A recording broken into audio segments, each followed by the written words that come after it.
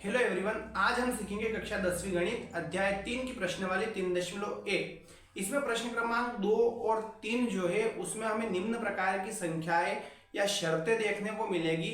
हमें इस प्रकार के प्रश्नों में समीकरणें दी जाएगी और उन समीकरणों से हमें या तो वो प्रश्न पूछेगा संगत, असंगत, या फिर पूछा जाएगा प्रतिच्छेदी, समपाती और समांतर, या पूछा जाएगा समीकरण के अद्वितीय हल होंगे, अनेक हल होंगे, या कोई हल नहीं होगा। इतनी सारी कंडीशन हमें प्रश्न क्रमांक 2 और 3 में दी जाएगी। उसी के साथ अगर ये सारी कंडीशन है तो हर बार कहीं ना कहीं एक प्रश्न 2 नंबर में अभी पिछले 3 सालों से 3.1 से आ रहा है और ऑब्जेक्टिव भी कहीं ना कहीं हमें इस प्रकार के पैटर्न पर समीकरणों से देखने को मिलता है। हम इसका कुछ बेसिक सीखेंगे कि इसका मान हम किस प्रकार से ज्ञात करें। तो हम हमेशा ध्यान रखें कि ऐसी कंडीशन में हमेशा हमें 2 समीकरणें दी जाएगी और उन 2 समीकरणों से हमें या तो संगत असंगत हुआ, प्रतिच्छेदी समपाती समांतर हुआ, अद्वितीय हल हुआ, अनेक हल हुआ, या कोई हल नहीं हुआ, ऐसी कंडीशन ज्ञात करने को रहेगी। अब हम इसके माध्यम से यहाँ कुछ चीजें लिखना शुरू करें। जैसे हमने यहाँ लिखा a1 बट्टे a2 बराबर b1 बट्टे b2। अगर यहाँ इसकी बात करें, ऐसी कंडीशन जब हमें देखने को मिलेगी जहां a1 बट्टे a2 बराबर नहीं होगा b1 बट्टे b2 के, तब हम कह सकते हैं कि समीकरण जो है प्रतिच्छेदी होगी या रेखाएं प्रतिच्छेदी होगी, या हम कह सकते हैं कि इसके अद्वितीय हल होंगे, या हम कह सकते हैं कि समीकरण संगत होगा। इसके बाद हम दूसरी बात करें, इसी प्रकार से कभी हमें यूं देखने को मिल जाए कि a1 बट्टे a2 बराबर b1 बट्टे b2 बराबर c1 बट्टे c2, तब हम कह सकते हैं कि समीकरण जो है वो समपाती होगी।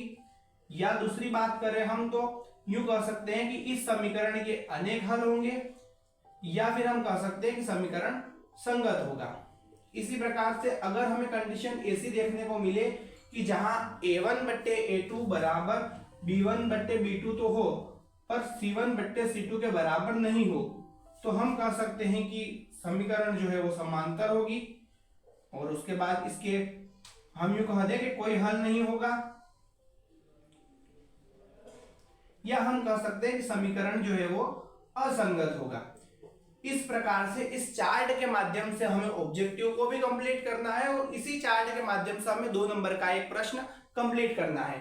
अब इसकी शुरुआत हम एक उदाहरण के तौर पर या अपनी इच्छा से कुछ समीकरण लेके कर सकते हैं। जैसे हमने यहाँ लिखा 2x प्लस 3y प्लस 4 बराबर 0, और यहाँ लिख दिया 4x प्लस 5y प्लस 6 बराबर 0। अब यहाँ होगा क्या, हमें इतना ध्यान रखना है कि हम इसमें क्या कंडीशन फॉलो कर सकते हैं। जैसे यहाँ दिया है 2x 4x, यानी हमारी समीकरण एक जो होगी ये पहले वाली होगी और दूसरी वाली समीकरण 2 हो जाएगी। अब हमें इसमें यहां से a1 बट्टे a2, b1 बट्टे b2 और c1 बट्टे c2 के मान ज्ञात करने हैं। हम हमेशा यूं ध्यान रखें कि समीकरणें अगर इस प्रकार से दी जाएगी तो हम उसमें मान कैसे निकालेंगे। तो पहली वाली समीकरण में ही मान सभी के 1 के होंगे, यानी x के साथ ये है तो हम कह सकते हैं कि ये मान a1 का, ये मान हो जाएगा b1 का और ये मान हो जाएगा c1 का। उसी प्रकार से अगर समीकरण 2 की बात करें तो ये हो जाएगा a2 का मान, ये हो जाएगा b2 का और ये हो जाएगा c2 का। अब हमें यहां कंडीशन फॉलो करनी है तो हम a1 बट्टे a2 करेंगे, ये हो जाएगा 2 बट्टे 4। फिर हम दूसरी बात करेंगे b1 बट्टे b2 की, तो ये हो जाएगा 3 बट्टे 5।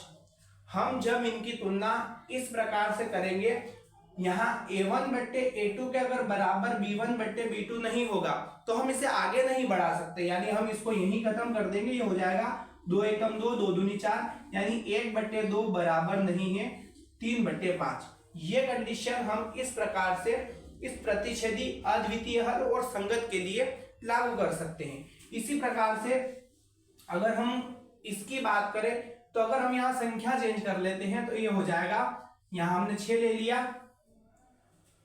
उसके बाद कहीं ना कहीं यहाँ हमने मानने के लिए ले लिया 8। अब यहाँ होगा क्या, a1 बट्टे a2 के फॉर्मेट में हम इसे रखें तो हम लिख सकते हैं 2/4 बराबर 3/6 बराबर 4/8। इस संख्या को हम अगर विभाजित करते हैं या संख्याओं को काटते हैं, अगर बराबर कुछ मान आता है तो ये कंडीशन फॉलो होगी, यानी 2 एकम 2, 2 दूनी 4, 3 एकम 3, 3 दूनी 6, 4 एकम 4, 4 दूनी 8। हम कह सकते हैं कि 1/2 बराबर 1/2 बराबर 1/2।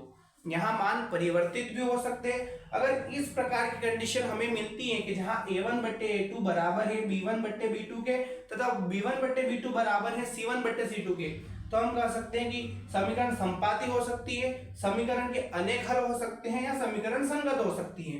हम समीकरण को फिर से चेंज करें, अब हमें कंडीशन ये ला के रखना है, तो हो सकता है कि हम यहाँ 4/8 की जगह फिर 5/8 मान लें। हम केवल और केवल मानने के लिए और सीखने के लिए देख रहे हैं कि ये तीनों कंडीशन कहाँ लागू होगी।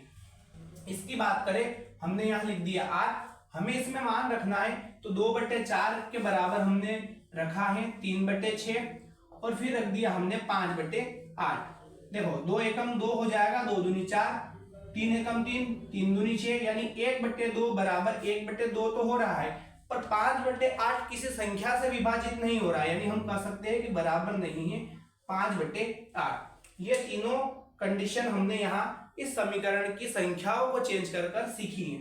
उसके बाद एक फॉर्मेट और रहेगा, हमें हमेशा समीकरण 1 और 2 की तुलना कुछ इस प्रकार से करनी है। हम हमेशा समीकरण 1 की तुलना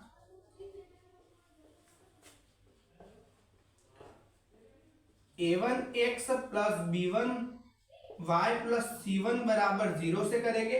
यानी एक बात हम समझ लें कि इस समीकरण से सभी पद, चाहे वो रेखिक हो या संख्यात्मक हो, सभी बराबर से इधर रहेंगे और बराबर में हमें 0 रखना है। इसी प्रकार समीकरण 2 की तुलना हम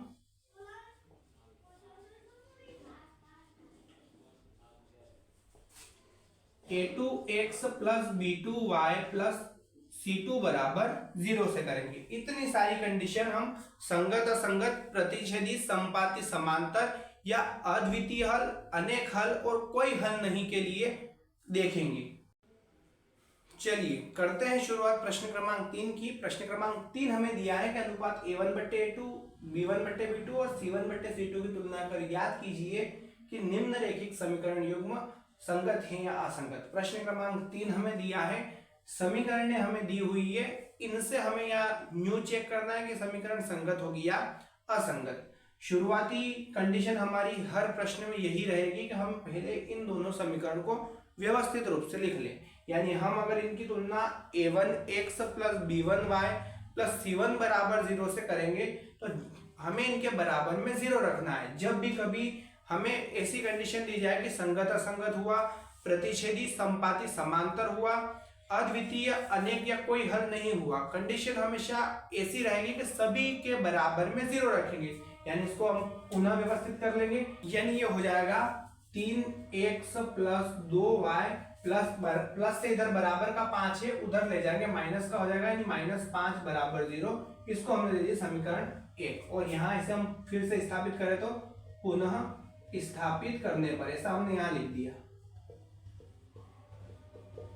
उसके बाद दूसरे समीकरण दी गई है, इसमें भी 7 को हम उधर ले जाएंगे तो ये हो जाएगा 2x माइनस 3y माइनस 7 बराबर 0 और ये हो गई हमारी समीकरण 2। अब हमें इसकी तुलना करनी है तो हम यहाँ लिखेंगे समीकरण 1 की तुलना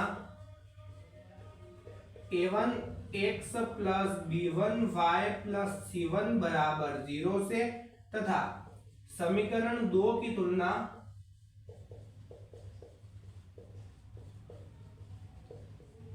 a2x plus b2y plus c2 बराबर 0 से करने पर हर एक प्रश्न में समीकरणों से तुलना करने का फॉर्मेट यही रहेगा। हमें अब इनके मान ज्ञात कर लेने हैं, यानी यहाँ a1x b1y प्लस c1 दे रखा है, हम इसे पहले समीकरण से तुलना करके देखेंगे तो ये हो जाएगा a1 बराबर हमारा मान निकल कर आएगा 3, फिर b1 हो जाएगा 2 और c1 हो जाएगा -5। ये a1 b1 c1 के मान हो गए। दूसरी समीकरण से a2 b2 और c2 के मान निकालेंगे। a2 का मान हो जाएगा 2, b2 का मान हो जाएगा -3 और c2 का मान हो जाएगा -7।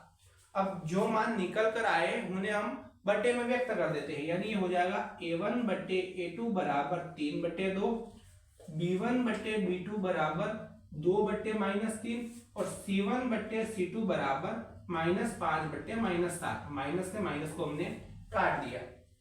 अब हम यहाँ इसकी तुलना करेंगे तो ये होगा 3/2 बराबर 2 बट्टे -3। ये दोनों कहीं बराबर नहीं हो रहे, ना ही कहीं विभाजित हो रहे, तो हम कह देंगे कि ये दोनों भाग बराबर नहीं है। और ऐसी कंडीशन हमने देखी थी a1 बट्टे a2 बराबर नहीं है b1 बट्टे b2 के, और b2 के, तो हम कह सकते हैं कि समीकरण संगत होगा। तो हम यहां लिख देंगे अतः समीकरण संगत है। इसी का दूसरा हमें दिया है, पैटर्न पूरा का पूरा यही रहेगा, केवल और केवल संख्या चेंज होगी और हमेशा a1 x plus b1 y plus c1 बराबर 0 रहेगा। हम इसको सबसे पहले बराबर में 0 लाके रख देंगे, यानी ये हो जाएगा 2x माइनस 3y माइनस 8 बराबर 0 और ये हो जाएगा 4x माइनस 6y माइनस 9 बराबर 0। इसे हम समीकरण 1 दे देंगे और ये हो जाएगी समीकरण 2। हम समीकरण की तुलना कर लेंगे। ये जो मान होंगे समीकरण 1 के, ये a1 b1 और c1 के होंगे और ये जो मान होंगे ये होंगे a2 b2 और c2 के। तो हम यहाँ लिख देंगे, यहाँ से हमने लिखा a1 का मान 2, b1 का मान हो जाएगा -3 और c1 का मान हो जाएगा -8। फिर यहाँ 4 -6 और -9। अब हम इन्हें बटे में रख के देख लेते हैं, तो ये आएगा a1 बटे a2 के बराबर 2/4, b1 बटे b2 के बराबर -3 बटे -6, c1 बटे c2 के बराबर -8 बटे -9। माइनस से माइनस यहाँ काट दिया, माइनस से माइनस यहाँ काट दिया। उसके बाद 2 एकम 2, 2 दूनी 4, 3 एकम 3, 3 दूनी 6, यानी यहाँ निकल कर आया है 1/2 बराबर 1/2। ये दोनों तो बराबर है। हम तीसरे मान की बात कर लेते हैं, तो बराबर नहीं है 8/9 के। ऐसी कंडीशन हमने तब देखी थी जब a1 बट्टे a2 बराबर है b1 बट्टे b2 के, पर b1 बट्टे b2 बराबर नहीं है c1 बट्टे c2 के। तो हम यहाँ लिख देंगे a1 बट्टे a2 बराबर b1 बट्टे b2 बराबर नहीं है c1 बट्टे c2। और इसमें हम कह सकते हैं कि समीकरण जो होगा वो असंगत होगा। तो हमने यहाँ लिखा अतः समीकरण असंगत है। तीसरा हमें कुछ इस प्रकार से दिया गया है, हमें इन दोनों समीकरणों को पहले बराबर में 0 लाके रखना है, उसके बाद हमें इससे तुलना करनी है। तो हम यहाँ इसको सरल करेंगे। हमने यहाँ लिखा सरल करने पर हमारा पहला काम ये रहेगा कि हम इनको समीकरण के रूप में व्यक्त कर दे, यानी इन दोनों का अगर हम एलसीएम लेंगे तो हो जाएगा 3 दूनी 6। उसके बाद 3 का गुणा 3 के साथ 3 3 9, साथ में चल रहा है x प्लस 2 का गुणा 5 के साथ हो जाएगा 10 और साथ में y है बराबर 7 है। इस 7 के बटे कुछ नहीं मतलब 1, और हम बराबर में क्रॉस गुणा कर लेंगे तो ये 1 का गुणा इधर करेंगे कोई फर्क नहीं पड़ेगा, प्लस 10y लिखा बराबर 6 का गुणा 7 के साथ, यानी 6 7 42 और इसके बराबर में 0 रख देंगे, यानी हो जाएगा 9x प्लस 10y माइनस 42 बराबर 0। ये आई हमारी समीकरण 1। इसे हम सरल करेंगे तो ये हो जाएगा 9x माइनस 10y माइनस 14 बराबर 0। ये हो गई हमारी समीकरण 2। इन दोनों की तुलना हम a1x b1y c1 से a2x b2y और c2 से कर लेंगे। हम मान लिख देंगे इनके क्रमशः। तो हमने यहाँ लिखा a1 की जगह है 9, b1 की जगह है 10 और c1 की जगह है -42। फिर a2 की बात करें तो ये हो जाएगा 9, b2 की बात करें -10 और c2 की बात करें -14। तो हमने यहाँ लिखा 9/9, फिर यहाँ बराबर में 10 बटे -10 और ये हो जाएगा -42 बटे -14। इसको हम माइनस से माइनस को काट देते हैं। यहाँ 9 एकम 9, 1/1 आया। इसको माइनस को हम काटे नहीं कि 10 से काटेंगे, 10 एकम 10, यानी यहाँ निकल कर आया है 1/1 बराबर -1/1। इस माइनस को हमने हर से कॉमन निकालकर ऊपर भेज दिया। उसके बाद इसको काटेंगे 14 एकम 14, 14 तिया 42। अब इस भाग से पहले हम बात करें कि ये दोनों भाग ही बराबर नहीं हो रहे हैं, यानी कंडीशन ऐसी वाली बन गई है। तो ऐसी कंडीशन के लिए हमने तुलना की थी कि A1 बट्टे A2 बराबर नहीं होगा B1 बट्टे B2 के, और ऐसी कंडीशन में हम कह सकते हैं कि ये जो समीकरण होगी ये संगत होगी। तो हम यहां लिख देंगे अतः समीकरण संगत है। इसी का चौथा हमें दिया है 5x माइनस 3y बराबर 11 और माइनस 10x प्लस 6y बराबर माइनस 22।